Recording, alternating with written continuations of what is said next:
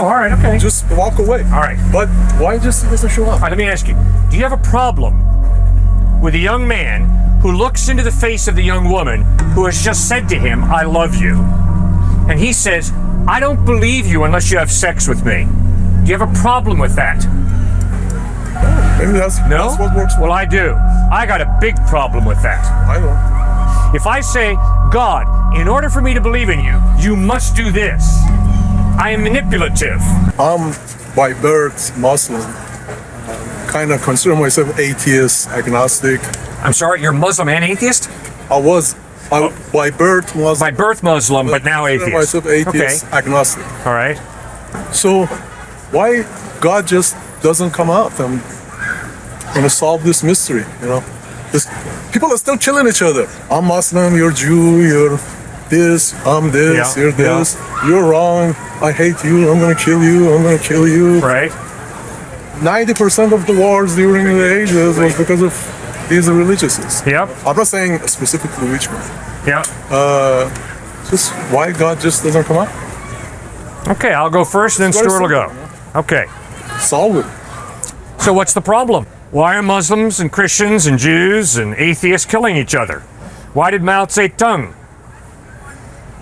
murder about 7 million people? 70 million people. Excuse me, that was Stalin. 100 million. Who?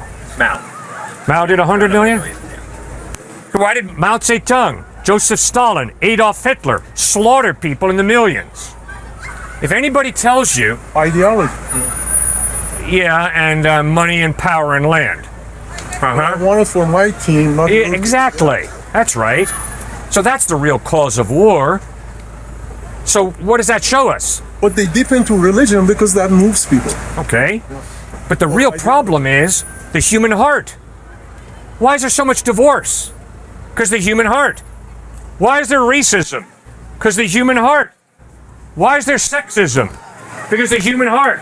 A bunch of insecure men have to dump on women to prove that they're superior. That's sick. But it's a sign of the heart. And why on earth, at a university as wonderful as this, is there date rape? What? Are you kidding me? It's because the human heart. We have a problem with evil, like it or not, every single one of us. Now then the next question is, okay, now we got the problem, now what's the solution? And you'll hear different things from different people. Some people will say, well, if you get a PhD from the University of Texas at Austin, you'll be a really good guy. You won't date rape. You'll be highly educated, a really good guy. Really? Nazi Germany was one of the most educated nations of the world when they gassed Jews in Dachau and Auschwitz and Buchenwald. So if you're going to try and convince me that education is the key, I'm going to say no way. Because the evidence is that's not the truth. Jesus Christ, I am convinced, is the truth because he changes the human heart. He's not this religious ritual. He wants to change my heart, so instead of hating, I love. Instead of being disrespectful, I respect people.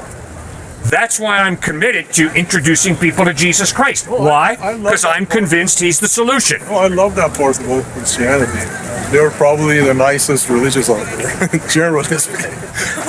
Generally speaking, I'm thinking, why God just doesn't come out and freaking make it simple? Okay, that's the next question. Stuart, one of the greatest mathematicians of all time, Blaise Pascal.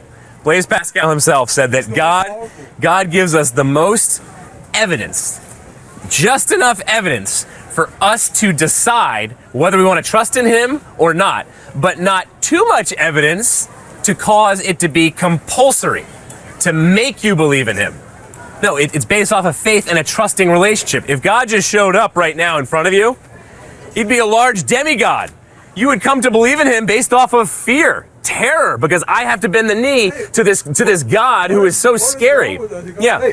Hey, I created all of you. I can take care of all of you. I can kill all of you. I can keep you alive. And you, if you don't behave, you're going to be killed. Yeah. And this is the way. Nobody's gonna kill each other. Everybody's gonna be nice. Everybody has to do their job. Make the heaven over here. Just why wait until you die and go to the other side? Well, because you're asking him to prove, you're asking the God, the creator of the entire universe, to prove himself to you in a specific kind of way. I'm not saying that. I said, well, make it simple. Just come out and make this world we're living in, make it heaven. Why wait until you die and be good and this to go to the other side?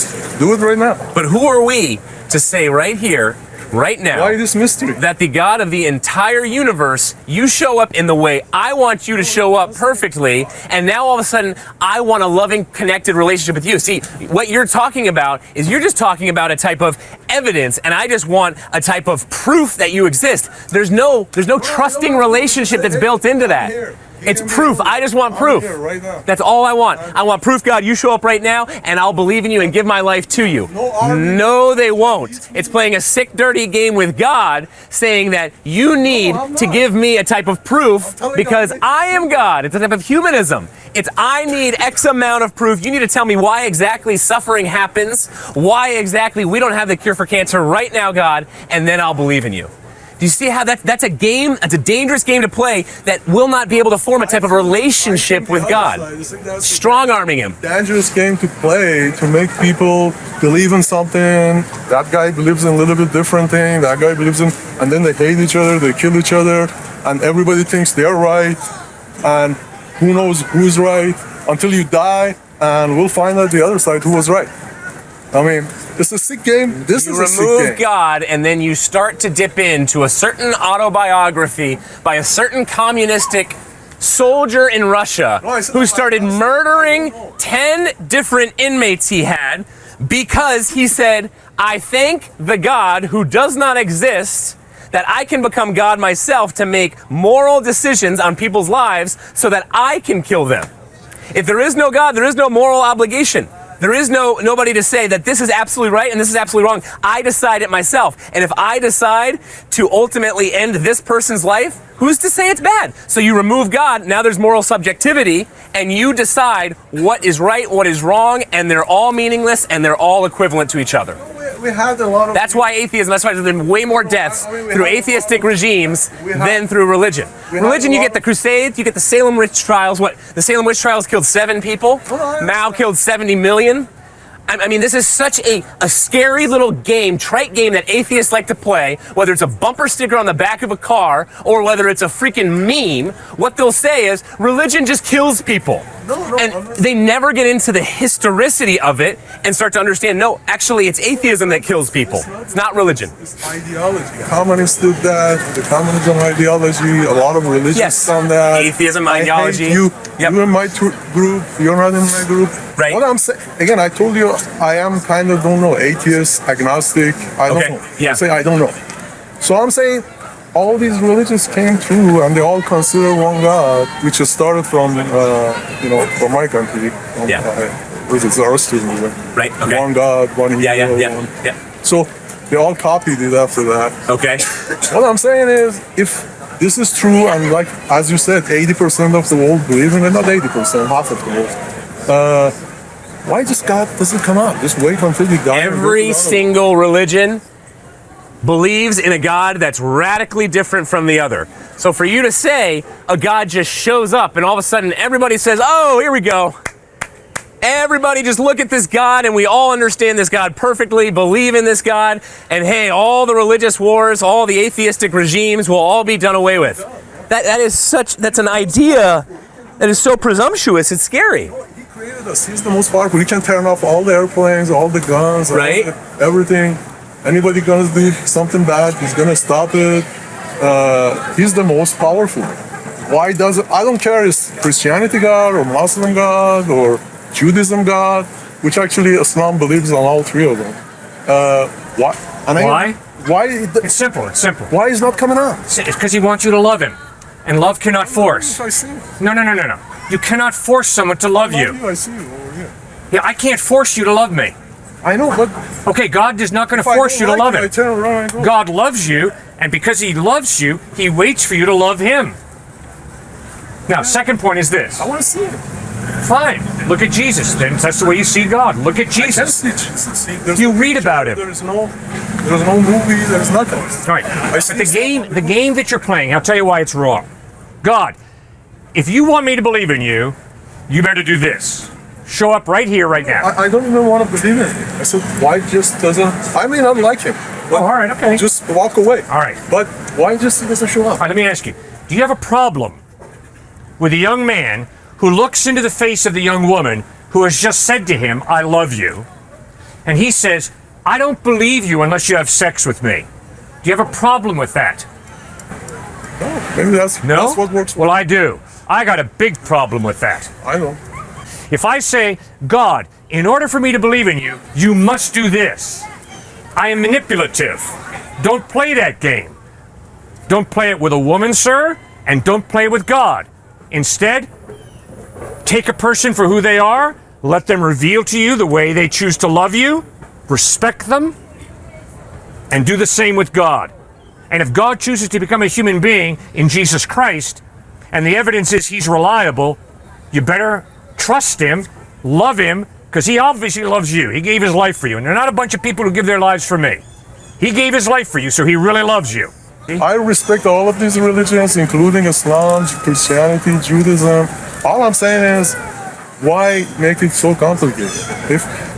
Why God needs me liking him or loving him? It's real If simple. I don't like him or love him, You don't like him because you resent his I authority. didn't say I don't like him. I said the hell with me if I don't like him. Why he needs me to like him? Because he created you for a purpose, to love him and to love others. Get rid of me if I don't like him. Well, no, don't get rid of him. He loves you. No, get rid of me if he doesn't. Oh, no, like he me. loves you. He If I don't really like cares him. about you. What I'm saying is the mighty, he's the nicest guy in the world. Come here, stop all the wars and say, hey, I'm here. You guys be nice to each other and live. That's right. And that's about as dishonest as if I were to try and force him to work among the homeless, or force him to respect this woman, or force him to respect this man. You don't go around forcing people. You respect people, you respect their free will, they make their decision. Now, obviously, I'm trying to convince people. Obviously, I am trying to convince people because I love people. I'm convinced that Jesus is the truth. But to force someone to lie to someone in order to get them to believe in Jesus? You don't That's force pathetic. What I'm saying is just here, I'm here. Everybody, don't do bad stuff. Everybody knows what bad stuff is. Don't do this bad stuff. Go do whatever you want. Be happy, live, and whatever rules, he's gonna set. And as long as you don't do anything bad to each other, you're all good. And ultimately, if you're a free rider, and ultimately if you break any rule you want, cheat on your exams, if you can get away with it, and it benefits you. It benefits you in a way where perhaps it'll lead to a higher salary job, and then you can do good for people. I didn't say that. You said it. No, you said it. You said and go do and whatever you want to do. If it's bad, it's bad. That's Don't break fine. the rules. Don't break the rules. He's everywhere. He knows everything, and whatever bad you do, he knows it, isn't he? So God sets the rules, you're saying? Yeah. He's the moral, objective truth that exists, that's every right or wrong. religion says. Okay, so you believe in God. No, I said that's what every religion says. That's what every religion says. No. But yes, many religions would say that there is transcendent, moral, objective, right and wrong. And that's where I agree with the religions that talk about that, because there is a God that sets it that is transcendent. Rather than what you just set all of the moral obligations for us right here. Why am I to listen to you? Because what if you get in power, and what if your heart goes sour, like Pol Pot or somebody, or Hamas right now? Then all of a sudden I have to listen to you, and you say, hey, go do what you want, and go do what I want. You do something bad, he's gonna slap you in the head, and that's it. You can move on. Yes, God is omniscient. He's the all-knowing one. So if I am deciding to go out and cheat on my exam and get away with it, heck, the teachers won't catch me. Perhaps my classmates won't catch me on the honor system and turn me in. I can get away with it, but God is omniscient and all-knowing. So yes, that better give me pause to not do it. Versus if there is no God, I can do it. Why not? It benefits me. Break the rules. It's fine. Make it clear. And I am with you on that. At the end of the day, I'm totally with you. I wish God made his presence clearer, for sure. To see your point of view. Thank you so much for A sharing. lot of my friends are atheists and agnostic, okay? And here's something that my atheist agnostic friends have to acknowledge if they're being intellectually consistent. Because they believe there's no heaven, no day of judgment, that has big implications for now, today. And the implication is what you and I do with our lives is ultimately meaningless. Why? Where are Hitler and Mother Teresa if there is no heaven and no hell? Where are Hitler and Mother Teresa? The same place. The fertilizer pit. They're decomposing. Which means, ultimately, it does not matter whether you are Adolf Hitler II or whether you're Mother Teresa II, because we're all going to the same place, the fertilizer pit. You see, Jesus says, no, there is eternity out there, and there's a heaven and a hell, and there's a day of judgment, which means the decisions that you make today are really significant. They really matter. And you are really valuable. Because God wants you to live for eternity with Him in heaven. And becoming fertilizer is not God's plan for you and desire for you. Does that make any sense? Yeah, of course. Thank you so much for raising that. Yes, sir. There's been a couple issues of things that you've been saying that I have questions with, but I'm just going to do a quick short one. One of my main questions that I always have is just that, given what you touted earlier, a tri-omni God, a omnibenevolent, omnipotent, omniscient, just all-powerful, all-knowing, all-caring, how do you explain the existence of evil and suffering? You bet. Very slowly, having to acknowledge I can't give you a complete answer. I do not know ultimately why God allowed evil, suffering, and death. But here's my first point. If you're an atheist or if you're an agnostic, what is your solution to the problem of evil and death? My solution to the evil problem? The solution. What is your solution to the problem of evil and death? If you're an atheist, if you're an agnostic. I mean, the solution for everybody is just to be as good as possible. I mean, everybody should aim for being good. According to their own definition of good, right? Becoming, own definition of good, whether it's objective good from God or objective good from another source. Well, remember, the atheist or agnostic says either there is no God or I don't know whether there's a God. Yeah. So good is not defined by God if you're an atheist. Yeah. If you're an atheist, good is defined by your culture or by the power elite or by yourself or by majority opinion. It could be just defined as good just exists, whether God or not. How can good just exist? Good could possibly, because I don't know if there's a God or not.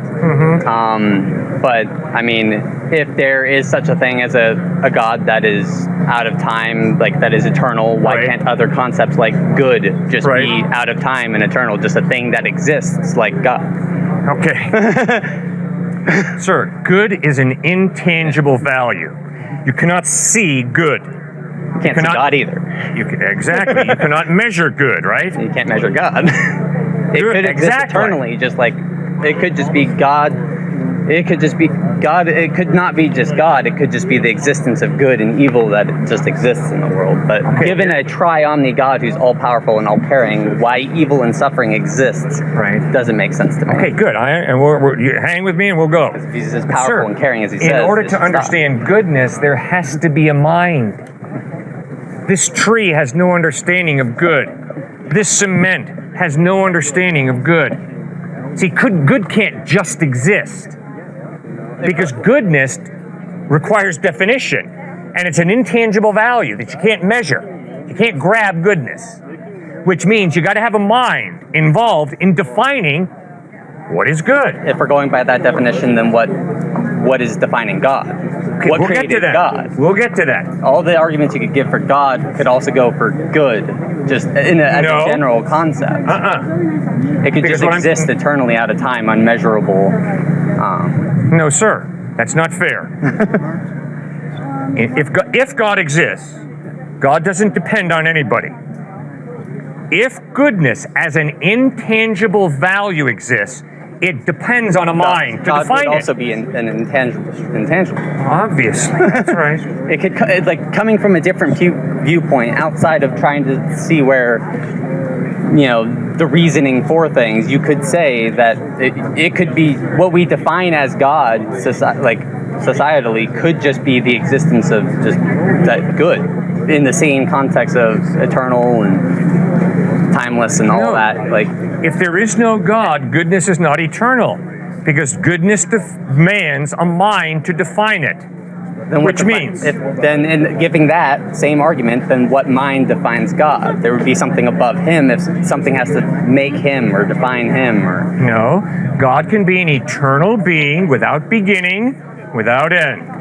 I don't think you see my point, because just goodness could be the same thing. You're not listening, sir. You're giving goodness a different definition. No, sir, you're not listening to me, and I don't appreciate it.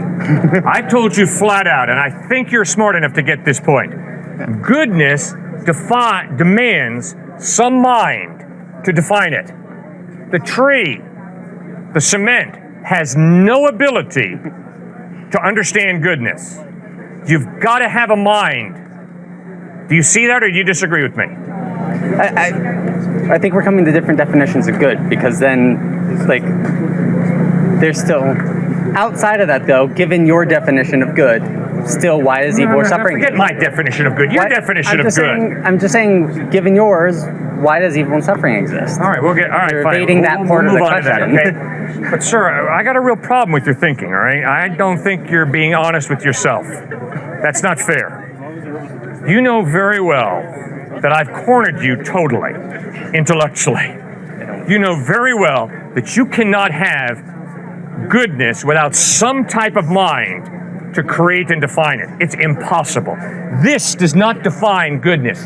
That does not define goodness. And that camera does not define goodness. And your glasses do not define goodness. Neither does your shirt, your pants, or your sneakers. You've got to have a mind to define goodness. Sorry, you have no option intellectually. This has nothing to do with God. It has nothing to do with Jesus. It has to do with simply thinking fairly. All right, moving on to next. Didn't answer my question. Your point is, okay, but if this good God exists, why is there evil and suffering? It's real simple, sir. If an all-powerful God chooses to partially limit his power by giving you a free will, by giving me a free will, then if I go up to her, slap her in the face, and say, God made me do it, what am I? A liar. A total liar. God gave me a hand for a purpose, to respect this woman, to love this woman. But because I have a free will, I don't have to respect her, I don't have to love her, I can steal her backpack, I can smack her around, I can abuse her. And if anybody says, God made me do it, they are a liar. Flat out.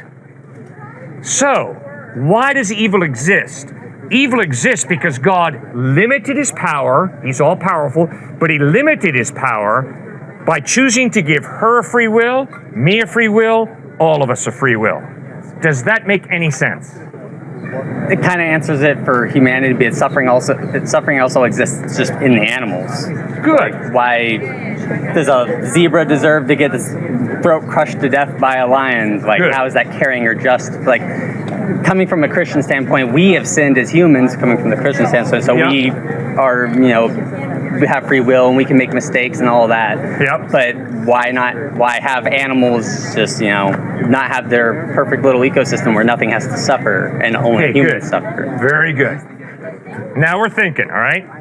So, Genesis chapters 1 and 2. God creates a good world. God created this and God saw that it was good. God created that and God saw that it was good. God created this and God sees that it's good. So when God created, he did a good job.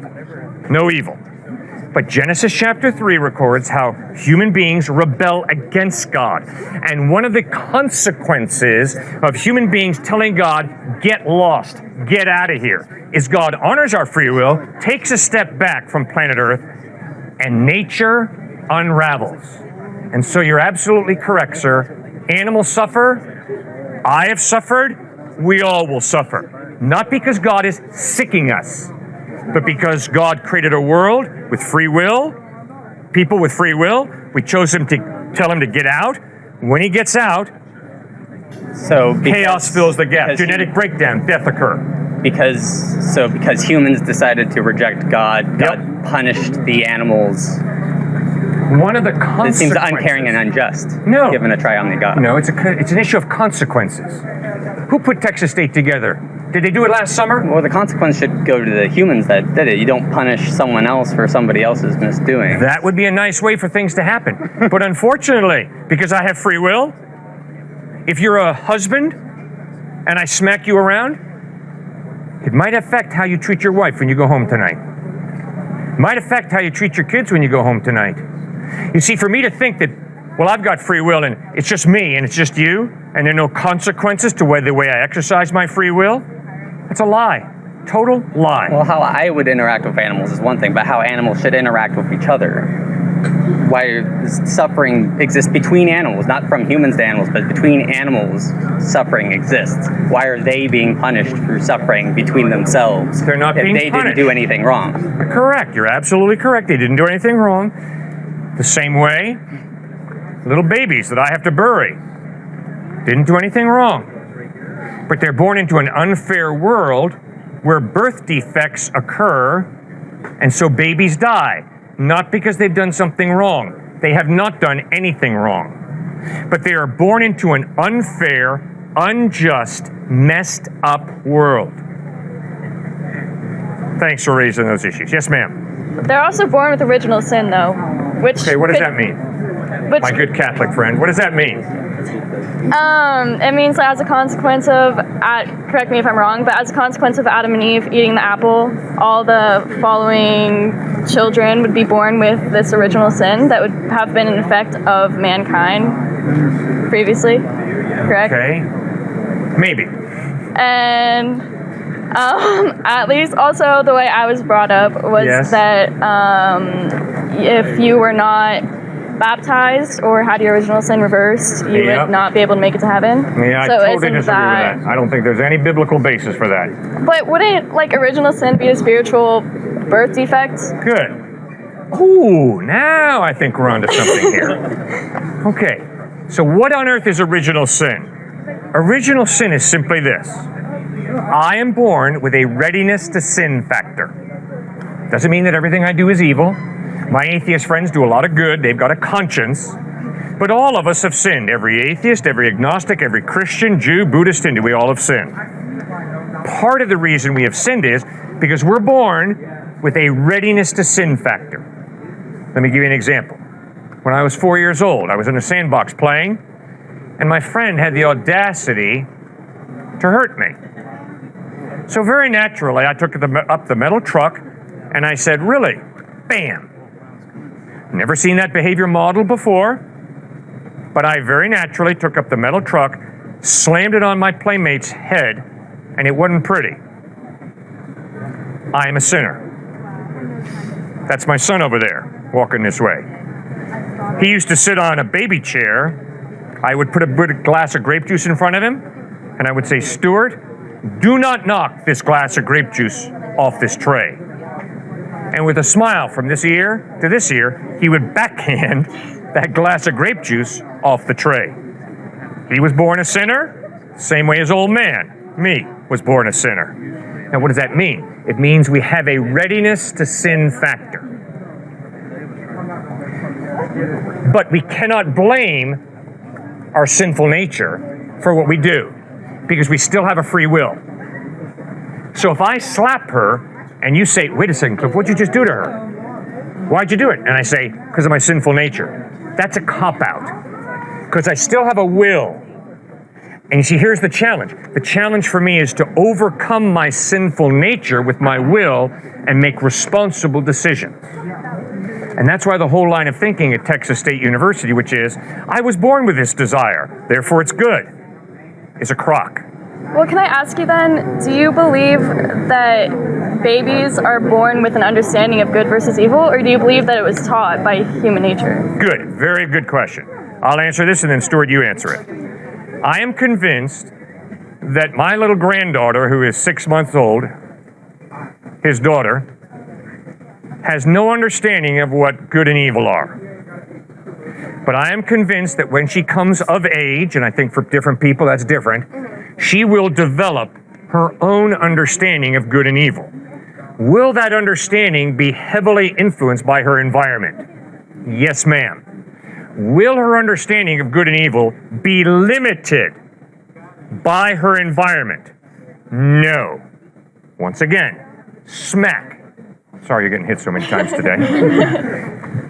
You ask me, Cliff, why'd you do it? And I say to you, because I grew up in an environment that taught me that women who wear this color sweatshirt deserve to be smacked. It doesn't cut it. Because although my environment taught me that, I still have a conscience, a rational mind, and I am responsible before God to exercise that and to contradict my culture, to contradict my environment when I begin to realize my environment is wrong. Let me give you one quick example. Yeah, no, go ahead. I played major college basketball. I was the worst guy on the team. I had good seats for every game. But I can promise you, almost, not everybody, but almost every guy who I played college basketball with had a very clear understanding of what human sexuality was all about. It was all about getting as many good-looking women into bed with them as they could.